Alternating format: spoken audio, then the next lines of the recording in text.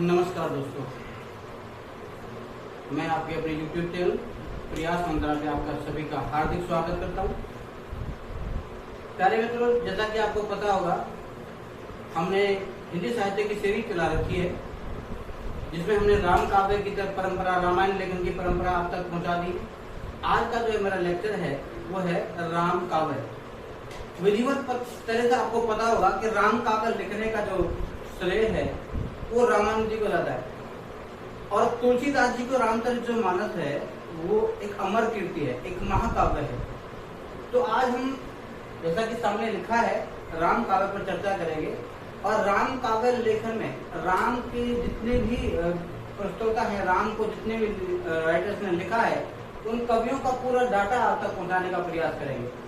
सिर्फ रामानंद जी और तुलसीदास जी ही नहीं, अन्य और कवि हैं जिन्होंने कई अपनी कृतियों में राम काव्य को अमर बनाने का प्रयास किया है। तो चलिए स्टार्ट करते हैं आज का अपना लेक्चर जो है राम काव्य। जैसा कि आपको विधिवत पता चल रहा होगा कि राम भक्ति शाखा में राम काव्य के महत्वपूर्ण कवि तुलसीदास जी हैं।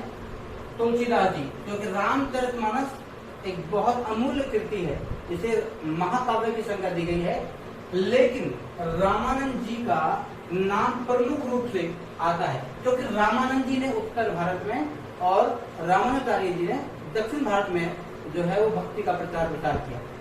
इन्होंने रामानंद जी ने राम काव्य को बढ़ाया और दक्षिण में आलावार थे या न्यायमार थे, उनके बारे में हम अलग से बात करेंगे। तो रामानंद जी जो हैं वो भक्ति को शास्त्रीय मर्यादा से मंडल यानी एक वर्ग विशेष से हटा करके एक जो परंपराएं पुरानी जो परंपरा परिपाटी थी उसको बंधन मुक्त करने का प्रयास किया, उसे स्वतंत्र करने का प्रयास किया। बंधन मुक्त मतलब स्वतंत्र करने का प्रयास किया और जातिगत भेदभाव से ऊपर उठ करके, यानी रामानंद जी ने किसी जातिवाद को, किसी जाति भेद परंपरा को स्वीकार नहीं किया है, उन्होंने उसको अस्वीकार किया है। साथ में और उन्होंने भक्ति को जनमानस से जोड़ने का प्रयास किया, यानी वो कहते हैं कि चाहे किसी भी वर्ग या किसी भी कुल में जन्म लेने वाला जो व्यक्ति है वो अच्छे कर्म अगर करता हो तो किसी अपने इष्ट की या भगवान की जो पूजा या साधना कर सकता है। तो किसी वर्ग विशेष का उसमें कोई सहयोग नहीं। आगे कहा कहते हैं कि रामानंद जी शिष्य परंपरा का संबंध राम भक्ति परंपरा जो शाखा है उससे तपसी और उदासी संप्रदाय से जोड़ा है। तपसी मतलब जो तपस्या करके राम जी के अनन्य भक्ति पाना चाहते थे उनको, उदासी यानी शालीनता से उनका जाप करके स्मरण करके ही उन तक पहुंचने का प्रयास करते थे, उन्हें कहते हैं उदासी और तपसी संप्रदाय। तो उनका एक दोहा है, जाति पाति पूछे ना कोई, हरि को भजे सो हरि को होई। यानी कहने का मतलब है कि भगवान किसी व्यक्ति की जाति, धर्म, मजहब नहीं देखता है। जो व्यक्ति तन मन धन से जैसे ईश्वर की साधना है वैसे ही उसको ईश्वर की प्राप्ति हो जाती है। तो जिसने ईश्वर को भजा वही ईश्वर का हो गया। ये कहने का मतलब है रामानंद जी अपने दोहे के माध्यम से। तो तुलसीदास जी के अतिरिक्त और रामानंद जी के जो रामानंद जी हैं उनके अतिरिक्त एक आए थे अग्रदास। उनकी जो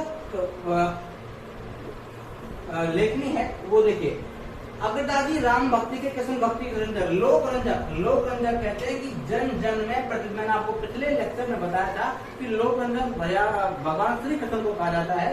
तो हर छोटे से लेकर के बड़े तक, बूढ़े से लेकर नौजवान तक वो प्रचलित थे। तो उन्होंने भी राम भक्ति को ऐसे ही समीप लाने का प्रयास किया है। लेकिन ध्यान दीजिएगा, जो राम भक्ति है वो मर्यादा पुरुषोत्तम उनका जो नाम है, लेकिन जो लोक रंजक है वो सिर्फ है श्री कृष्ण के लिए।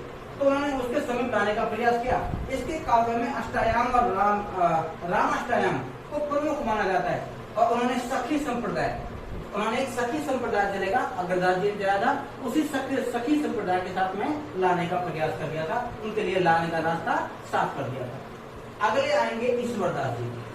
तो ईश्वरदास जी भी राम भक्त कवि थे और उनकी देखिए अंगद पैज और भरत मिलाप, उनकी जो है वो बहुत अमूल्य कृति है। आपको बता दूं क्योंकि भरत मिलाप में जो भगवान राम और जो भरत जी का मुलाकात हुई थी, जब उन्हें वापस लाने का प्रयास किया गया, उसमें करुण रस था। उस करुण दृश्य को उन्होंने लाने का प्रयास किया, उसमें एक्सप्लेन करने का प्रयास किया। यानी वो दृश्य जो है क्योंकि बहुत सारे भजन इत्यादि उस पर लिखे गए, तो उसको भी करुण प्रसंग की जो है वो बड़ी तन्मयता से उसको लिखने का प्रयास किया है, रचा है। और अंगद पेज में, अंगद जब रावण के दरबार में गए थे तो अंगद पेज ने बड़ी ओजस्वी तरीके से भगवान राम के महिमा मंडन किया था और रावण को नीचा दिखाने का प्रयास किया। तो उसी और जो वीरता का दृश्य उन्होंने वहां दिखाया उस ओजपूर्ण तरीके से को वर्णित किया है, ये ध्यान दीजिएगा। आगे आएंगे नावादास। ये जो नावादास हैं, ये नावादास तुलसीदास जी के समकालीन थे, यानी बिल्कुल उन्हीं के समकक्ष थे, उन्हीं के समय में पैदा हुए और ये अग्रदास जी के शिष्य थे। भक्तमाल की रचना भी उन्होंने ही की थी। भक्तमाल जो बहुत चर्चित पुस्तक है, भक्तमाल, उसकी रचना भी इसने की थी नावादास जी ने। और उन्होंने, यह एक महत्वपूर्ण ग्रंथ है।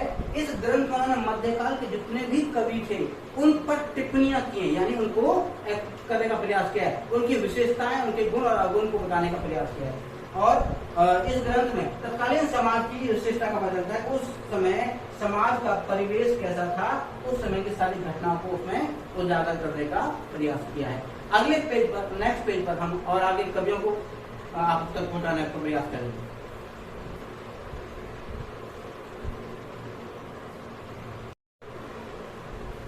तो आपने तुलसीदास के अतिरिक्त रामानंद जी, अग्रदास, ईश्वरदास और नावादास जी को पढ़ा। उसके आगे हैं प्राणचंद चौहान। प्राणचंद चौहान जो हैं, ये भी एक राम भक्त कवि थे, क्योंकि राम की उन्होंने जितनी भी भक्ति की है वो राम को आराध्य मानते की है। उनकी एक बहुत बड़ी कृति है रामायण महानाटक, उनकी एक प्रसिद्ध रचना है, इसमें राम का उन्होंने वर्णन किया है। अगले हैं हृदयराम। हृदयराम जी भी एक उनको राम भक्त कवि माना जाता है, इसी परिपाटी विचारधारा के हैं। तो उन्होंने हनुमान नाटक की रचना की थी, राम भक्ति पर आधारित हनुमान नाटक किसने लिखा, वो हृदयराम जी ने लिखा। तो ये जितने भी कवि थे, अब मैंने आपको बताया, चाहे वो तुलसीदास जी हो, रामानंद जी हो, नावादास जी हो, अग्रदास जी हो या और अन्य कवि, यहाँ अग्रदास, ईश्वरदास या नावादास के साथ साथ प्राणचंद चौहान और हृदयराम, ये सभी राम काव्य के जो विधा चली उसी के लिखने के उन्होंने भरसक प्रयास किया। और उन्होंने राम जी को विशेष है, उनकी सारी घटनाक्रमों को साथ में और उनकी विशेषताओं को लोगों तक पहुंचाने का काम किया।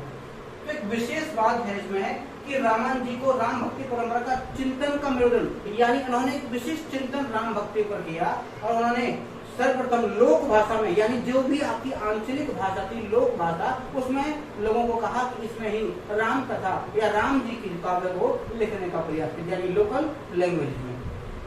और राम को उन्होंने अपने राम को ही आराध्य माना, क्योंकि उन्होंने कहा था कि राम ही है जो आपका कल्याण कर सकते हैं।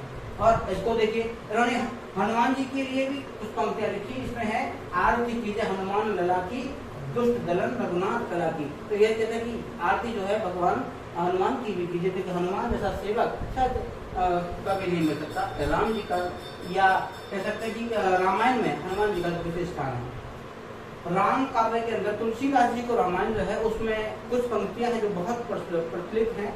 उन्होंने कहा था, रावण रथ विरत रघुवीरा, देख विभीषण भय अधीरा। एक और पंक्ति है, उन्होंने कहा था, सकल सुमारत जग के, जो चाहसी मन मेरो भजुराम, कृपा निधि पूर्ण करे सब मंगल तेरा। यानी अगर तुम्हें संसार के सारे सुख चाहिए तो भगवान राम की शरण में जाइए, क्योंकि भगवान राम ही हैं जो आपकी सारी जो मनोकामनाएं हैं उनकी पूर्ति कर सकते हैं। तो ये था हमारा आज का लेक्चर। कैसा लगा कमेंट करके जरूर बताइएगा, और मिलते हैं जल्दी एक नई वीडियो के साथ में। आपको अगर ये मेरा लेक्चर पसंद आया हो, अच्छा लगा, तो कृपया करके मेरे चैनल को सब्सक्राइब करें और शेयर करना, कमेंट करना ना भूलें।